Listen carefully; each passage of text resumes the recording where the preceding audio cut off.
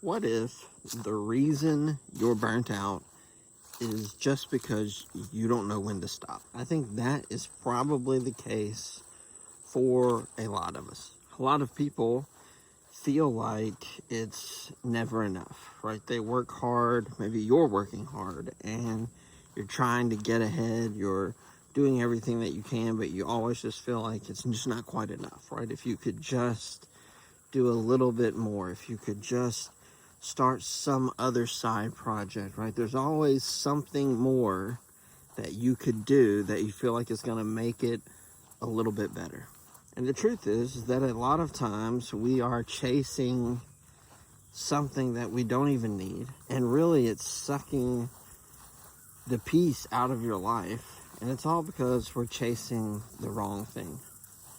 I've spent a lot of time chasing the wrong things in life, only to get to my near 40s now and realize that, you know what, I actually don't care about that at all, nor do I feel like chasing it anymore. But I've already wasted that time. So if you are in the midst of wasting that time, then hopefully this video can help you get ahead of it and stop chasing things that don't matter. So I think what happens is that we get in this endless pursuit of success. We're all chasing success. But I think what we should start looking at, what we should start chasing, is satisfaction. I think that honestly, to a lot of people, satisfaction is almost a bad word, right? Because it implies that you're giving up. But I think really satisfaction, that's an incredible thing. Imagine being satisfied with your life. It doesn't mean that you have to settle. It just means that you find a place where everything is the way you want it, and you don't need to chase anything else anymore, right? That's what satisfaction is. So I think that if we chased satisfaction, I think a lot of us would be a lot happier with our lives. You have to know when to stop. I think ambition is a great thing, but I think just like any race, there should be some kind of finish line. You should have a certain point where you can stop. You can stop the chase. You can't let your ambitions drive you into the ground and then ruin all the benefits of whatever chase you've been doing. Ambition is addictive. If you have ambitions and you reach a certain goal, it's natural to want that next thing, right? What's the next goal? It's that dopamine hit that you start chasing over and over again, to where when you're ambitious, every success that you have only provides a fleeting relief before you need to go on to that next thing. And the problem is that success is marketed only from the positives.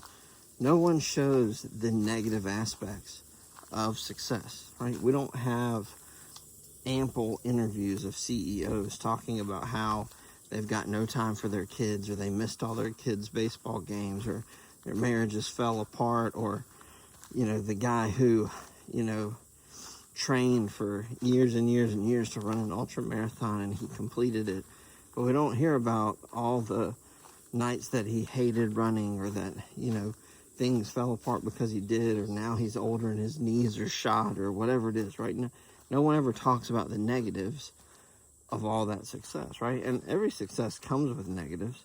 It's up to us to determine at what level do the negatives make the success not worth it. And I know in my job today, there's a lot of times where the highest praise someone can give somebody else in the office is that they were on until 9 o'clock at night working on something. And there was a time where I would have been one of those people, right? Working hard, pushing myself. Clint was on late, doing whatever. But I'm at a stage now in life where you ain't catching me on at 9 o'clock at night, right? And if you do, that will be the only time this year that you see it. Because the reality is that it is not worth being on at 9 o'clock at night to do any work. You should be able to do it during the day. But that's the way ambition works, is that when you're in that mode, 9 o'clock at night doesn't actually seem that bad. In fact, a lot of times you'll convince yourself that it's a good thing because you're putting in the time. You're putting in the hard work. But ultimately, at the end of the day, you're going to want those 4 hours back from 5 to 9. You're going to want those hours back, right? We should use ambition to serve our motives. We should be ambitious when we need to be. But we should not let our ambitions consume our lives. There's a lot of things far more important in life than work and status and money and all the things that might come from, chasing after our ambitions and after success in the workplace. And I agree that success is something to chase. But at a certain point, you don't have to keep chasing. The race can end whenever you decide it ends. And that may not be the same for everybody. I think the real question that most of us need to assess is, how do we know when we have enough? How do we know when we've got enough? Or how can we determine what will be enough one day? I think the first thing that you can consider is, if you were forced to stop right now, would you be okay with that? All right, would your life severely deteriorate if that's where you were stuck for the rest of your life? Or would you be okay with that? If you'd be okay with that, then you're probably really close to being satisfied already. If you're not, then you probably have some work to do still. Then you have to ask yourself, well, how much more would suffice? So let's say right now you're making 50 grand a year. Your job's all right.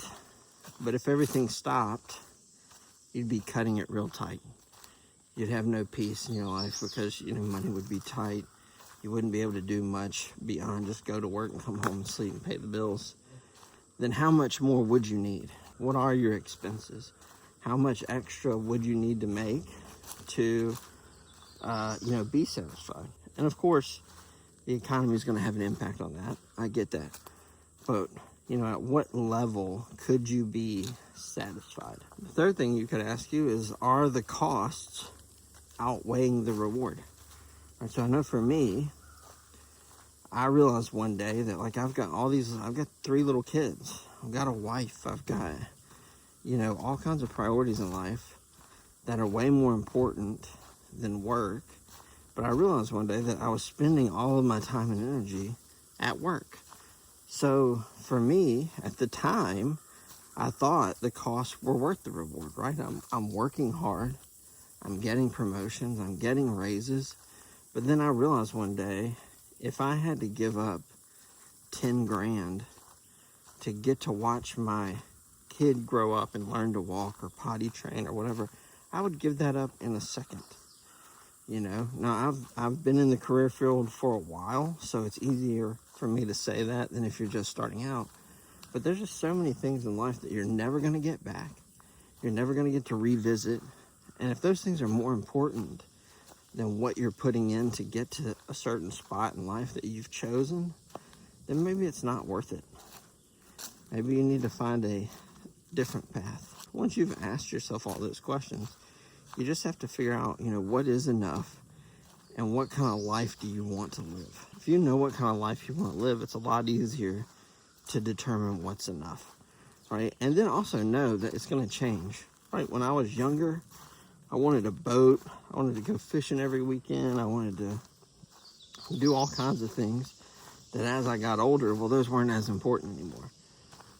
So feel free to reassess as you're going, right? Maybe early on in your career, you should be highly motivated and ambitious. And then as you get older, you scale that back and you find that sweet spot where, hey, at a certain age, then I'm going to reassess and see if maybe I am ready to just kind of settle down and, be satisfied with life. I think people are often scared to slow down. And I know that was the case for me. But after having slowed down, settling into what I thought was a boring job and a dead-end job, I've gotten to spend more time with my family. We've gotten to sell all of our stuff, buy a camper, travel full-time. We've gotten to now move out into the country. I get to take walks like this during the day. I don't have this stress of work hanging over my head. And it's incredible, despite the fact that I'm not feverishly chasing down the next promotion. And I think that that reality can be for you also. And maybe you're not there yet, but if you are, consider slowing down. And if you're early on in your career, start thinking about now what it would look like if you did slow down one day and start working your way in that direction. I think really at the end of the day, it's about deciding in your mind to live and enjoy life now instead of always hoping for tomorrow. I think if you can find a way to live and enjoy life now, even if that means you've got to work a little bit until you get there, it's such an incredible thing versus always chasing something, always feeling like it's just right out of your reach. So I hope this video encourages somebody. If you do like this kind of content, please like and subscribe, and I will see you guys in the next one.